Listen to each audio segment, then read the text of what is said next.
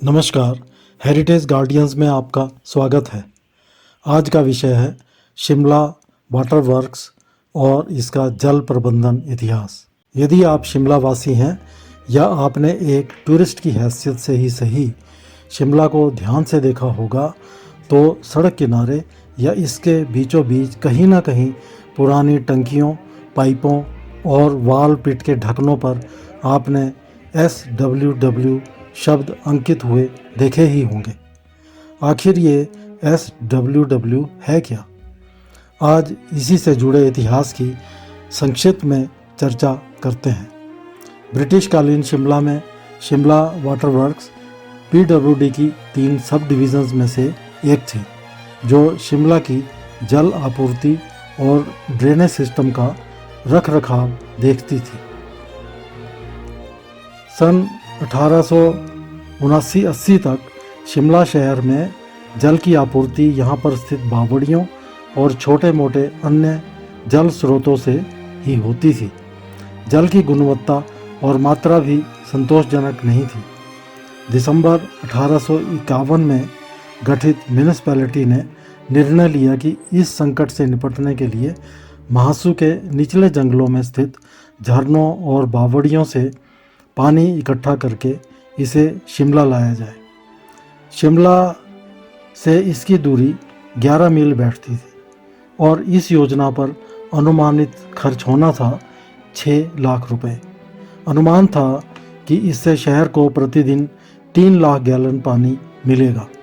1880 में mister FJ Johnston executive engineer और mister B पार्किस assistant engineer ने मिलकर इस प्रोजेक्ट पर काम शुरू किया। इस प्रोजेक्ट के लिए लोअर महासू का 15,000 एकड़ का क्षेत्र कोटी के राना से प्राप्त किया गया। इस प्रोजेक्ट से साल में 9 महीनों के लिए प्रतिदिन 2,25,000 गैलन पानी की प्राप्ति हुई। इस प्रोजेक्ट पर 10 लाख रुपए खर्च किए गए। महासू का सारा कैचमेंट एरिया शिमला म्यूनिसिपैलिटी द्वारा अधिग्रहण किया गया। इस प्रोजेक्ट पर वार फुटिंग पर कार्य किया गया। एक खुला टैंक कैचमेंट एरिया में बनाया गया, जहां इकट्ठा हुए पानी को कई छलनियों और फिल्टर से गुजारकर आगे सप्लाई किया गया। 1880 में ही 30 लाख गैलन कैपेसिटी के 2 रिजर्वायर टैंक्स बनाए गए, एक शिमला के रिज मैदान पर और दूसरा संजौली में। इन टैंक्स पर कुल खर्चा 7 लाख का आया। महासू से 6 इंच पाइप के जरिए पानी सप्लाई किया गया।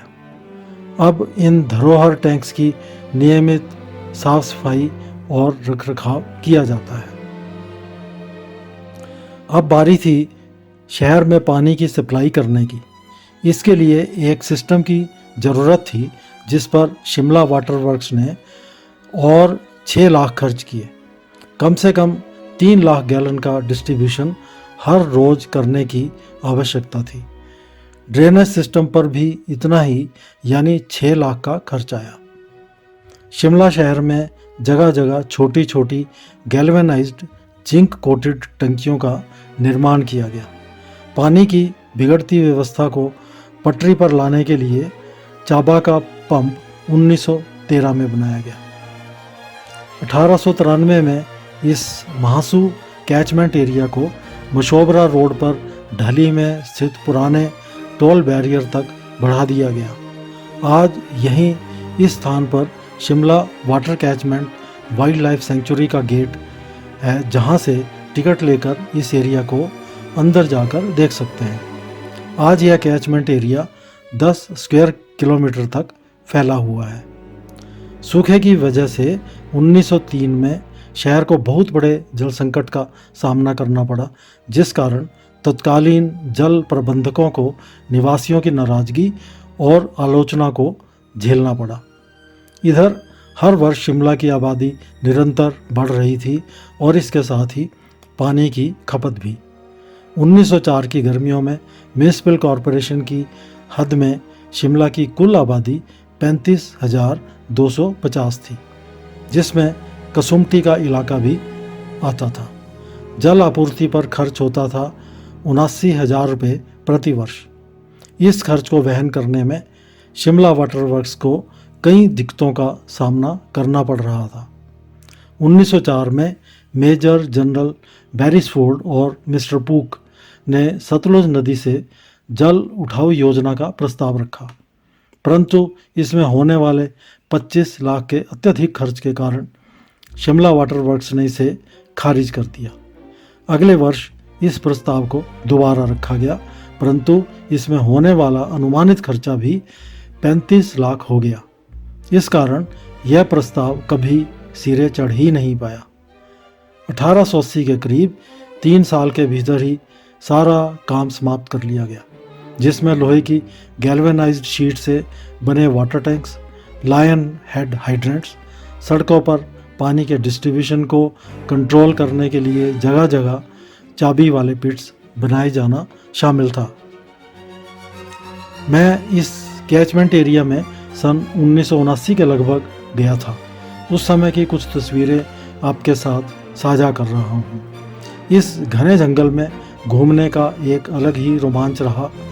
गजब का मौन धारण किए यह घना जंगल मन और मस्तिष्क में एक भय और कौतूहल उत्पन्न कर रहा था। वहीं जंगल में अनेकों प्रकार के पक्षियों का चहचहाना मन को आह्लादित भी कर रहा था। एक भय जो सदा व्याप्त रहा वह था जंगली जानवरों से संभावित आमना सामना। तकरीबन आधे रास्ते में यह छोटा सा गार्ड हट दिखा। वहाँ इसमें दिख रहे गार्ड ने समझाया कि हमें यहाँ नहीं आना चाहिए था। इस जंगल में तेंदुआ भी दिख सकता है, इसलिए खतरनाक है।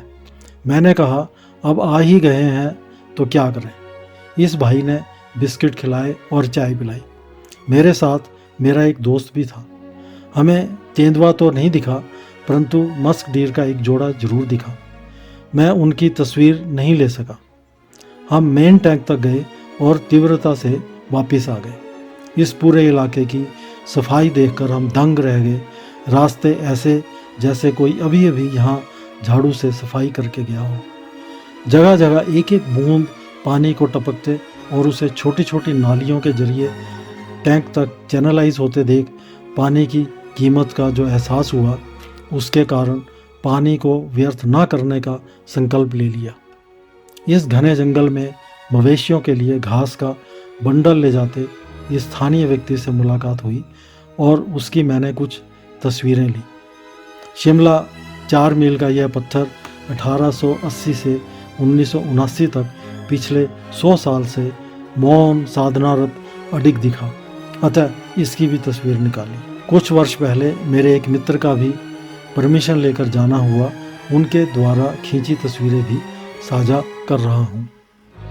अब यह Shimla water catchment wild life sanctuary एक छोटी सी फीस लेकर सैलानियों के लिए खोल दिया गया है। 1880-81 में शिमला वासियों की सहूलियत के लिए लाइन फेस हाइड्रेंट्स लगवाए गए। यह हाइड्रेंट्स 1880 से 1980 के बीच 100 साल तक काम करते रहे।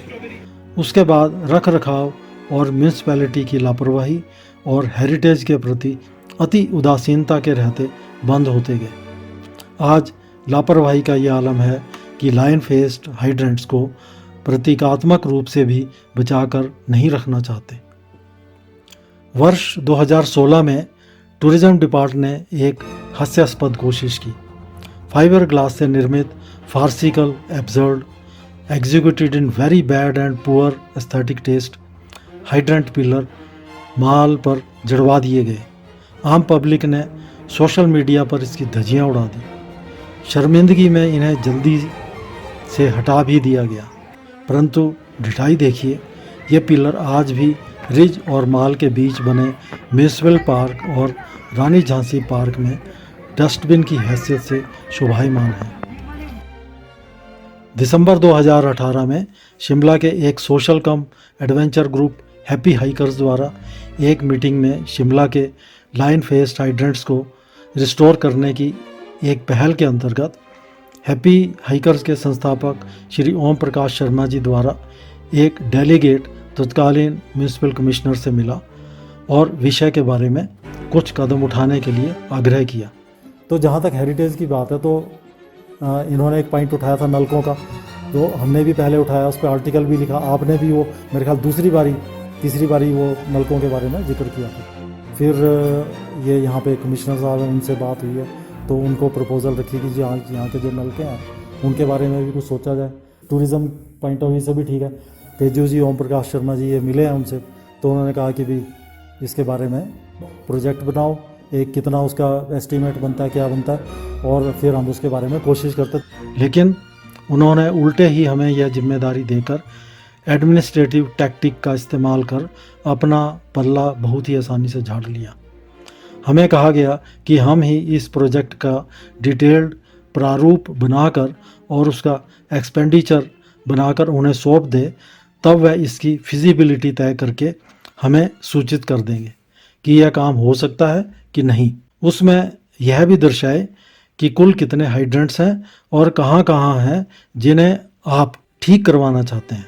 अब आप ही बताइए कि यह जिम्मेवारी क्या म्यूनिसिपैलिटी की ही नहीं बनती थी, जिनके पास इस काम के लिए क्वालिफाइड स्टाफ होता है।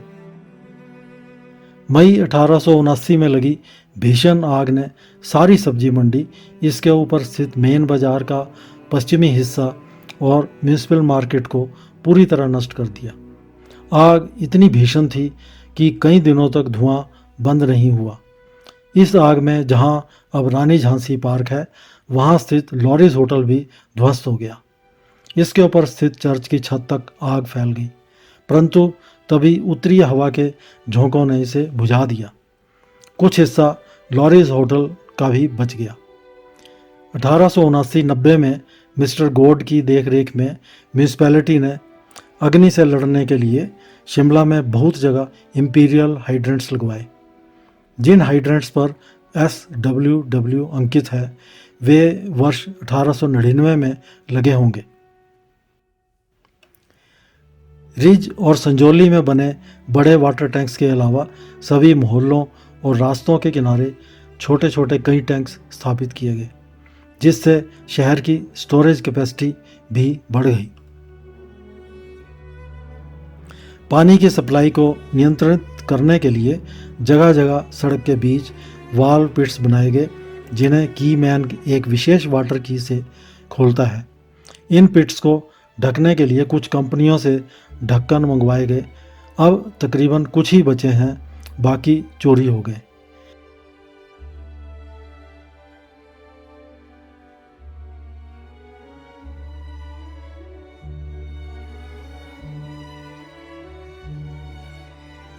जिन पिट्स के ढक्कन चोरी हो गए हैं वे या तो पत्थर से ढक दिए गए हैं या काम चलाऊ टीन के ढक्कनों से ही ढक दिए गए हैं। सीवरेज पिट्स को ढकने के लिए कहीं कहीं JMRLC और JB Norton and sons Limited Calcutta नामक कंपनी द्वारा बनाए गए ढक्कन देखने को मिल जाते हैं।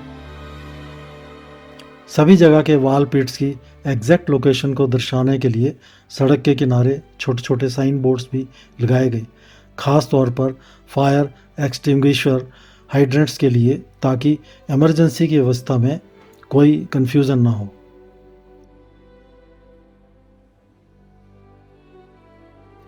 इन सभी कार्यों के लिए स्कॉटलैंड, कैलकाटा, नाहन फाउंड्री, बॉम्बे की विभिन्न कंपनियों का सहयोग रहा।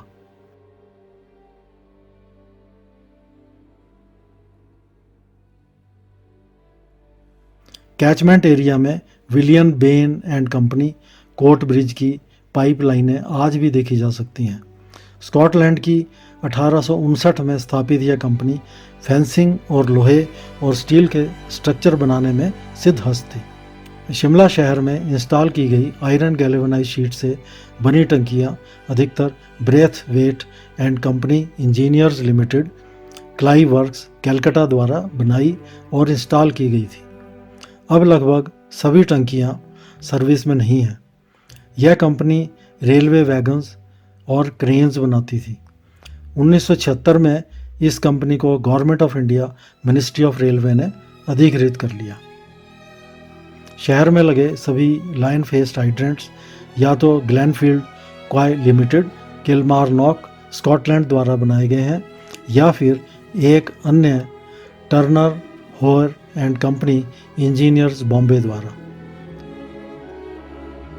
1865 की कंपनी ग्लेनफील्ड कॉय लिमिटेड ने self closing anti freezing pillar fountain को डिज़ाइन किया, जिसके ऊपर मोल्डेड डोम्ड कैप रखी गई जो पाइनएप्पल जैसी लगती है। हाइड्रेंट पिलर के एक साइड पर एक लट्टू लगा होता है, जिसे घुमाने पर पानी शेर के मुख से बाहर निकलता है। लट्टू छोड़ने पर पानी खुद बंद हो जाता था। इस हाइड्रेंट के दूसरी ओर अग्निशमन के लिए पानी निकासी का प्रबंध था। लाइन फेस्ड हाइड्रेंट अग्निशमन के लिए भी प्रयोग होता था।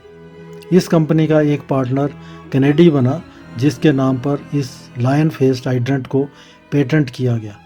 इसी कैनेडी के नाम पर पेटेंटेड वाटर मीटर लगाए गए। लाइन फेस्ड हाइड्रेंट्स के कारण उन श्रमिकों को बहुत सहूलियत मिली जो अभी तक बावड़ियों से पानी ढोने में सारा दिन पसीना बहाते थे। देखिए सन 1885 में दीनदयाल द्वारा खींची गई इस तस्वीर में उन सभी श्रमिकों को। Turner होयर and company engineers Bombay की एक मशीनरी मैन्युफैक्चरिंग और सिविल इंजीनियरिंग कंपनी थी, जिसने रेलवे का काम किया। इसने 1908 में बॉम्बे मोटर कार कंपनी की डीलरशिप भी ली।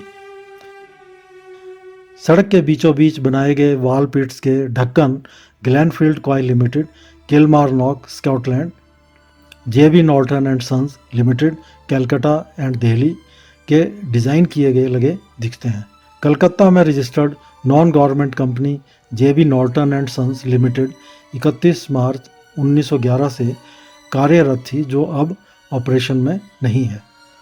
बाद के समय में बने ढक्कनों पर SWW, Shimla water works, Sarabjit, बैट, नील, MC Shimla, WS&ST, MC Shimla Nahan लिखा मिलता है। ढलवे लोहे की पाइप्स, बैंड्स इत्यादि पर PI कंपनी अंकित है, जिस पर 1929 अंकित है। यह पाइप्स इस सन के बाद ही लगी होंगी। सीवरेज पिट्स को ढकने के लिए JMRLC शिमला अंकित ढक्कन देखे जा सकते हैं। फायर हाइड्रेंट्स के ढक्कन ग्लेनफील्ड कॉय लिमिटेड, किलमारनॉक और नाहन फाउंड्री में बने हैं। नाहन फाउंड्री लिमिटेड एक पब्लिक कंपनी, जिसका उद्घाटन 20 दिसंबर 1952 को किया गया। हिमाचल की यह कंपनी एग्रीकल्चरल और फॉरेस्ट्री की मशीनरी भी बनाती है। SWW यानी शिमला वाटर वर्क्स अधिकतर नलकों, लाइन फेस्ड हाइड्रेंट्स और वॉल पिट ढक्कनों पर जो SWW लिखा रहता है, उसे बहुत से लोग स्कॉटलैंड वाटर वर्क्स का शॉर्ट मानते हैं और प्रचारित करते हैं, जो कि बिल्कुल गलत है। स्कॉटलैंड वाटर वर्क्स नाम से कोई भी कंपनी या संस्था थी ही नहीं, स्कॉटलैंड में भी नहीं। आप इसे इंटरनेट पर सर्च कर सकते हैं। SWW का मतलब है शिमला वाटर वर्क्स, जो PWD के अधीनस्थ कार्यरत था। यदि शिमला के इतिहास को उजागर करता यह छोटा सा प्रयास अच्छा लगा हो तो कृपया इस वीडियो को लाइक, सब्सक्राइब और शेयर अवश्य करें। धन्यवाद।